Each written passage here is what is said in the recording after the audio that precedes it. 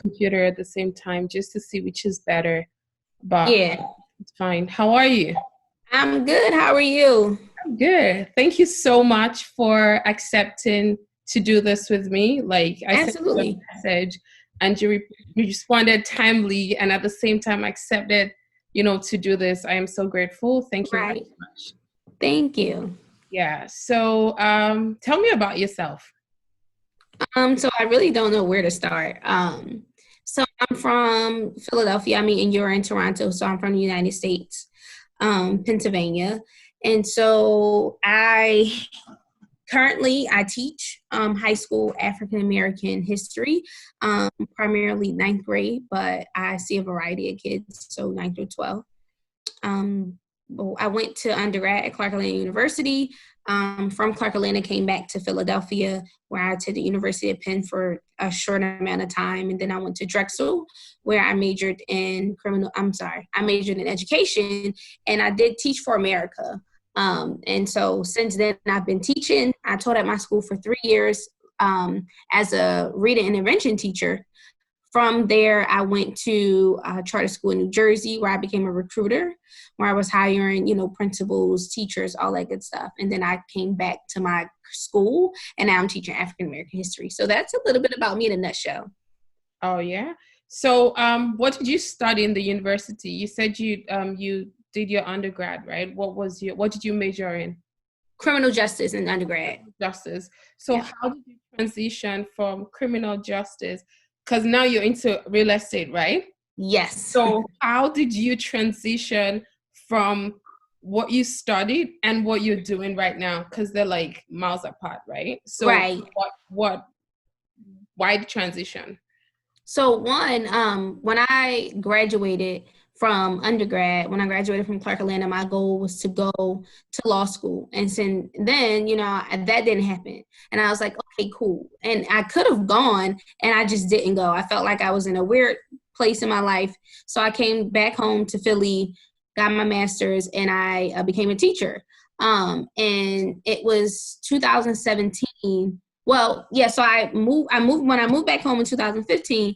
I moved out of my mom's house and, lived in this condo, and the rent was like $2,000, and it was me and two other roommates, so a total of three of us, and loved the place. It was nice, all that good stuff. But I'm like, if we're paying $2,000 per month, I can only imagine, what my mortgage could be. And so I saw a few realtors on Instagram, and one of the realtors who I knew really well, and she had watched me grow up. So I was just like, hey, why not just reach out to her? She was posting on her Instagram, like, own what you live in, your mortgage is cheaper than rent. And I was like, so I reached out to her, and I never had dreams of like, oh my God, I want to own my own property. I want to own my own home. That was never a thing. And so once I got into real estate that way, owning my own home, like making the different changes in my own house, I was like, okay, cool.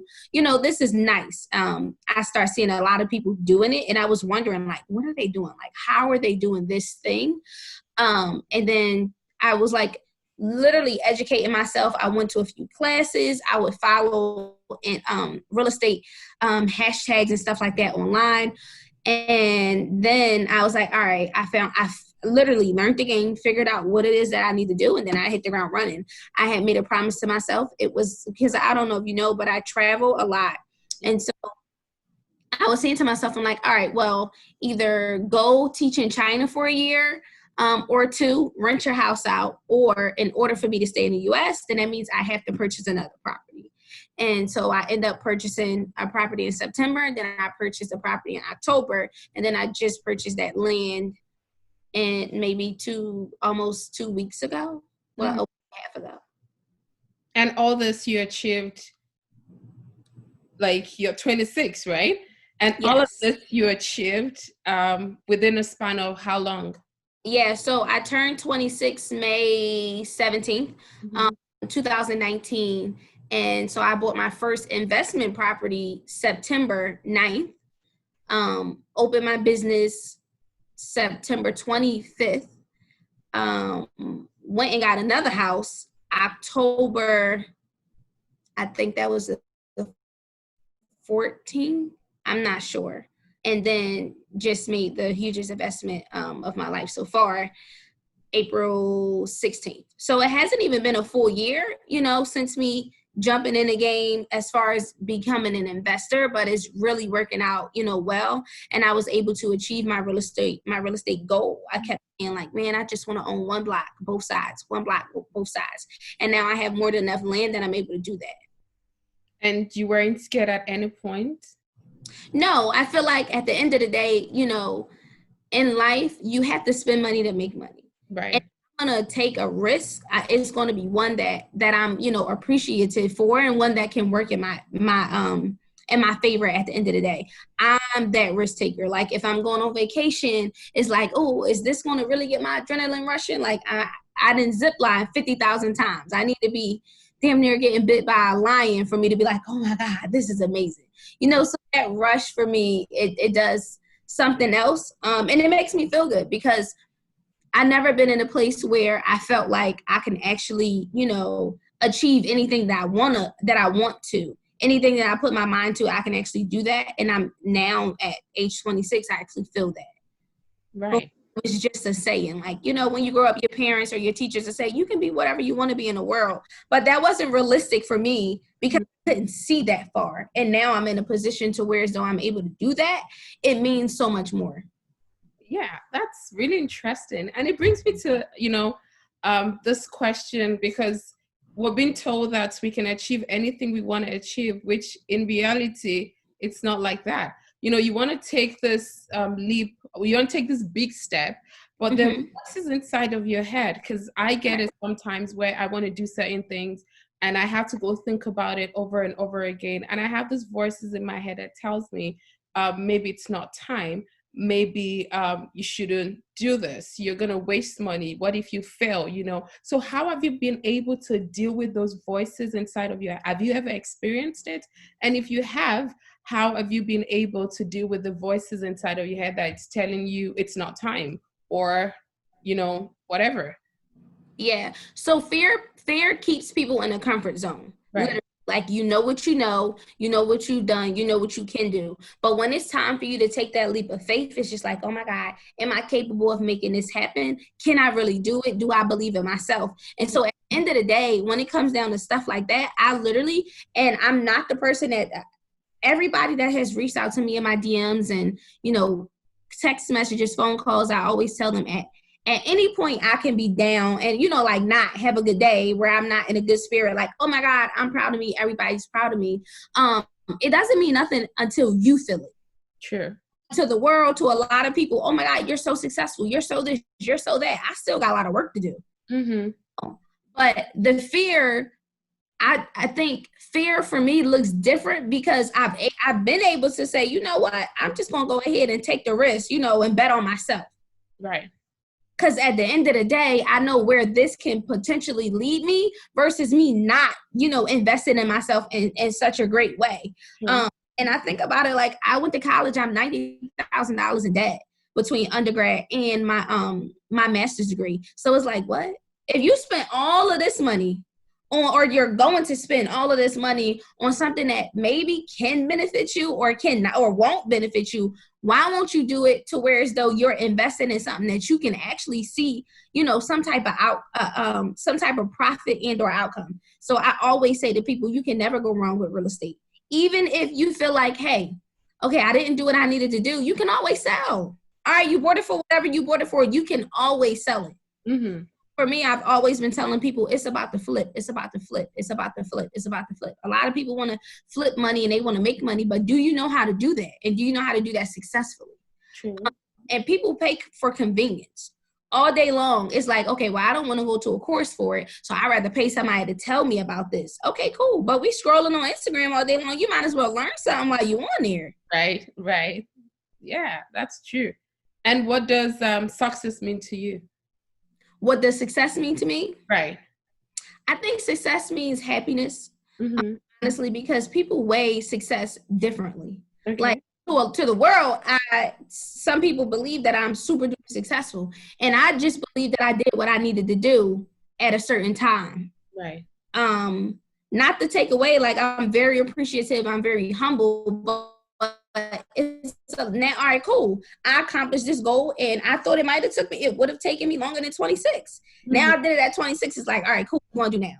You know, so I've traveled the world, 26, been to 26 countries, and my goal is to do 30 by 30. And maybe I'm like, all right, maybe I'll just go ahead and purchase land in Africa. You know, so stuff like that. So for me, it's always about, like, okay, you did this, now what's next? It's literally a marathon. Like, it's never a sprint for me. Wow. And you say you have been to 26 countries and you're 26 years old. How did you achieve that? So when I graduated, or no, not even when I graduated college, I think 2013 is when I applied for my passport. And literally, I hadn't been outside of the country prior to that. And I was like, as a child, I never thought that I would be able to travel the world. You know, I grew up poor, and my dreams were literally like, oh, you know, I can't wait to go to Disney World. And then I went to Disney World like twice at 15. And I was like, okay, great, you know, but I never imagined me getting on a plane, going to Europe, going to Africa, you know, going to Asia. I've never, you know, imagined that. But then, so when I was in college, I would be up 2, 3, 4, 5 o'clock in the morning, and I would be literally Googling like cheap flights or anything to do with criminal justice. And so once I came across those deals, like, I'm a very cheap person. It has to be worth my money. If it's an investment, it's like, all right, cool, I'll spend that on that. But I'm the person that will go to Walmart, and if there's a cheaper brand and great value, that's what I'm getting. Well, yeah. As a business person, though, I think every business person thinks that way. It's all about getting the best value for your money, which absolutely. So what countries have you been, or what continent have you been to? So I've been to all of the continents except for Antarctica. Whoa. Wow. Nice. I want to, every year I would say that I want to try and go to one country I think one different country every year, but that never happens because life happens. I'm going to take a cue from you and make sure that I do something, you know, travel more and travel, like go to one new country every year. Yeah. Maybe not up to 26 in my lifetime. I'll try, you know. You never know. You never know. It's true. It's true. Yeah, that's true. So I'll look forward to that. But do you think you're successful? Do I think I'm successful? Yes. I do. I mean, so I'm always really, really hard on myself. And so, like, I'm grateful, you know, to have what I have and to be where I am, because things like this don't happen to people that come from where I come from. Right. And so in that regard, I can say I'm successful. But when I think about success, I think that it's done. Like, it's nowhere else for you to go once you become successful. You know, once you master that one thing, it's like, okay, cool, I can chill now. No, absolutely not. Like, it's grind time at the end of the day. So I always try to, even at work, I, you know, said this to my manager, and I always tell this to my students, like, we need to celebrate growth and not success. Sure. Celebrate success is like, woo, I'm done. Right. Success, I done did this. I don't need to practice no more. I don't need to work harder. But when you celebrate growth, you're continuously growing. You know, like, you should never stop growing. So if anything, for me, I'm celebrating growth. So you're on a path to success. Yes, I'm on the path to success. And so that success wouldn't be completed until I complete it all, and whatever that may be. True. That's good. That's interesting. And how do you deal with challenges? So when it comes down to challenges, it depends on the challenge. Okay. For me, my best or greatest revenge is to do something that make me feel good. Okay. And when I do something that make me feel good, it's like, it has to be astronomical, like buying a house. So literally, if I'm stressed out about something and I feel like it's getting the best of me, I have to do something and take my mind off of that. Right. It has to be something that I can be celebrated for. And so that's what works for me. I mean, in addition to me being in therapy, but other than that, like, I still have to do something that makes me, like, feel good. And it's anything that I do, it's never to, dim someone else's light. Right. Or, not make them feel good or to demean. I feel like you don't get your blessings that way. Interesting. So I saw one of your posts about a property that you lost out on before you bought this one that you bought. And I guess at that point, was it like a low moment for you because you couldn't get that particular property? How do you get out? How do you get yourself out of that low moment? So when you find yourself in that place where you beat yourself, or you wish you had done things differently, how are you able to, move past it or get yourself out of that low moment? And so when that happened, I literally was just thinking to myself, I'm like, all right, cool. Like, it is what it is. And at the end of the day, like, I was definitely sad. I felt some type of way, but I knew it was on me. Like, I've been had the opportunity to, put in an offer on the property, and I didn't. So, when you move at a certain pace, stuff like that happen. At the same time, I was like, all right, cool. Maybe that wasn't for me. So I am a believer that everything happened for a reason. And at that moment, if, because the house was already under contract, that's not the one for you, And who's to say that things might not have, fell through with that property, or I might not come or find another property in the same exact day when I found out that property was under contract is when I came across the hugest investment that I've made so far. So at that point, I wasn't mad. I was just like, if anything, I got on the phone with my best friend and I was like, oh my God, I FaceTimed her and I was like, I'm so stressed. She's like, what's wrong? I'm like, I don't know. I can't believe I did it. She's like, you did what? And I told her and she was like, wait, what? So, I mean, I was upset or, feeling a type of way temporarily, but literally that same exact day, I was able to make the largest investment that I could have ever made. So in a nutshell, things happen for a reason. Absolutely. Which is good. Yeah. So let's talk about your business. Rebrand Community Options. That's the name. Yes. So what do you do? What's it about? Yep. So I definitely started this for all of my real estate investments. And so with that, I definitely want to rebrand communities. One thing that, a lot of people look down on the hood, poverty, this, that, and the third, blah, blah, blah, blah.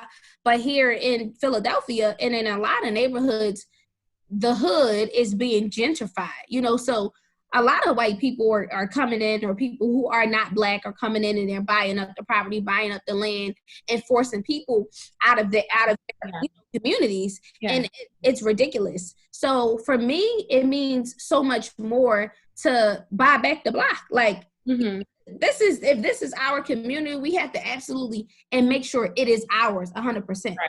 I don't have a problem with living on a block or in a neighborhood with white people. It's just or anybody for that regard. It just depends on how it's done. Like, I have no problem with you living here, but don't cause me to be forced out of my own, community. I lived here for 30 plus years. People are living in these properties for 30 plus years and they're being forced out because other people are coming in, renovating and changing the neighborhood. And I just feel like it shouldn't work like that. Like, I get it, gentrification has its pros and its cons, but certain things just shouldn't happen.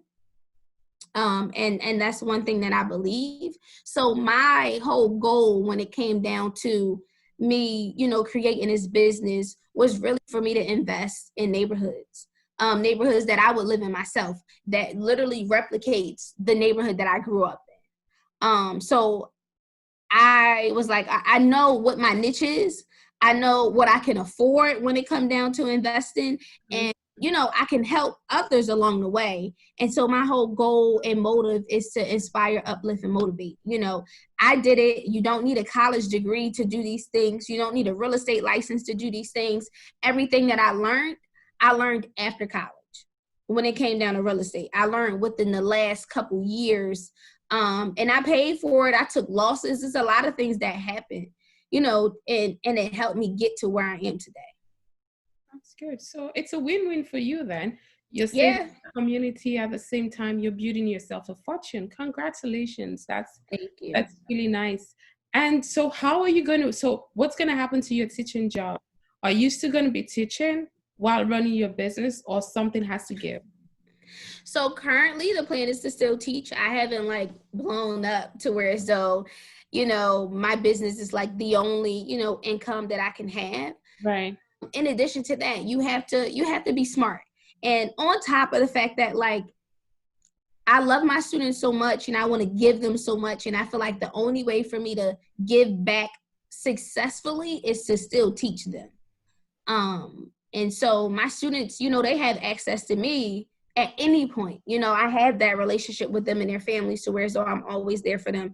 And I know soon enough, like I'm going to be super duper busy and things are going to happen and things are going to take off. But I just need them to know that I'm not just here, I'm not here temporarily, and that they'll always have me to reach out for anything to whatever it is that I can do. I'll definitely do that for them. But as of right now, the goal is to still, teach my babies. Good. And so what's next for you? I don't even know what's next for me, honestly. Every day, I get questions like that, or I just be thinking like, so I'm in a process of, creating my own podcast and getting that stuff like that up off the ground. I have some other interviews. And so I definitely do think like a time like this, and when I say a time like this, the pandemic and us being home gave me more than enough time to, like really, really get things in order and balance. And so I am grateful for this break, which is like also not a break that we have, but it has allowed me to reflect. It has allowed me to evaluate and literally figure out what is next for me and how I can, move forward with that. That's good. And good thing you're making good use of it. Like this break has actually helped us all to like reevaluate how we spend our time and also make life-changing decisions, which I have also, because I've been like prior to this, I'm always working, I'm always on set. So now I can actually do what I'm doing now, and which is really, really, really good. And that's interesting. And my last question to you, because of time, is yes. What would you tell someone who wants to take that leap of faith, but don't have the courage to, or most especially don't have the funds or the skills, like everything that is needed to take that step to the next level? What advice would you have for such person? Or even if they did have everything, but they don't have courage, they don't have to take that, that leap of faith. What would you tell that person? Absolutely. So I would tell them, one, to educate themselves. And so when I say educate, so for the people who may not have the funds, right? Like people pay for convenience. Right. Then we're on social media all day long. It's nothing for you to Google or YouTube or Instagram how to get started in real estate or how to do this, how to do that. Now, when it comes down to the courage piece, I definitely think that they need to, change their circle, because the people who you are surrounded by can definitely change you for the good or the bad. Your mindset becomes different, and your mindset is shaped around your surroundings. Right. Well, you have to want better. I swear, I feel like your urge for success has to be greater than fear. And so when it comes down to that, what inspires you? Who do you look up to? Again, a lot of people are on social media. A lot of people are on Instagram. It takes nothing to follow a hashtag. You don't even have to follow a person. If it's like, I don't want to do this because of follow or whatever it is. Some people get in their mindset. If this person is not following me, I don't want to follow them. But when I'm scrolling up and down Instagram, like I can't be scrolling up and down Instagram. It is nothing but pure negativity or things that don't make me feel better as a person. I need to see some stuff that is going to motivate me. So if that's a quote, something I'm like, dang, I really sat here all day and did nothing. Like this quote really made me think about something. So it's stuff like that where you have to get your messages in a variety of ways. So for the motivation piece, I think they have to definitely follow people who, you know, appears to be positive and motivational. And it doesn't hurt to reach out to anybody. Like, you reached out to me. It doesn't hurt to do that. It does not hurt to do that. I literally responded to every single DM that I received. And I tried to comment on every single post if somebody like reshared me or whatever. One, because I'm very appreciative and I'm humble, and I want other people to know that it's doable. You know, I'm not a person that people can't contact, you know, so it's like, I mean, for what? And I'm not this big person to where as though I can't get back to people, you know? Like, you definitely have to manage your time, but you also, in doing so, you also have to make sure that you are you are setting aside time so that you're able to be successful. Right. You have to make it work for you and in your favor. In the event you don't, you will always be stuck where you are because you are afraid of what's next, and you shouldn't be. That's interesting. Like, I think that was for me. Oh, honestly, I think that was for me because I get scared of like the next step. I'm so comfortable in my comfort zone. Yeah. And which is why I think I started this series of talking to people and listening to their journey. And it's not just for me only. I'm sure there are 1,001 people out there also that, you know, want somebody that will tell you, go do it. You know, if you fail, you fail, but, you know, just keep going and you achieve what you want to achieve, or you can be whoever you want to be. And one last thing, you said, I know you're approachable. You respond to every DM. What happens when you get busy? Well, then, like, as of right now or in the future? In the future, when you get busy, would you still be able to like respond to everyone or be approachable? Like, you become really successful. Right. And well, I definitely think things will change, but that's when you have to have, you know, people who work for you. True. To where as though you'll have somebody, or I will have somebody who manages my social media in that regard, and making sure that, hey, like, you can go here, you can do this. And soon enough, honestly, I won't be able to get into, you know, every single DM, but my email address is there. You know, like, I have multiple Instagram pages, well, 3 Instagram pages, and on my business page, my email, the contact information is there, you know? So it's like, soon I'll be having to hire someone to manage those things. And it'll go from there. But as long as I can do live, as long as I can do Zoom or any webinars or seminars or in-person classes, which I am preparing for those, both webinars and in-person classes. So, you know, all those things, like, we can definitely be connected. But as of right now, it's just me. And, you know, I love to get back to people, you know, within a timely manner. And in the event that I can't, like, I apologize, but it's coming. Good. So thank you very much. We have just 1 minute to go. Thank you so much for your time. I really appreciate it. And again, congratulations on the big move. And also, I wish you the very best going forward. And thank you. I will be following your journey and hopefully talk to you again. All right. All righty. I really appreciate that, and good luck everything. Thank you so much. Thank you. Have a good one. You too. Bye-bye. All righty. Bye-bye.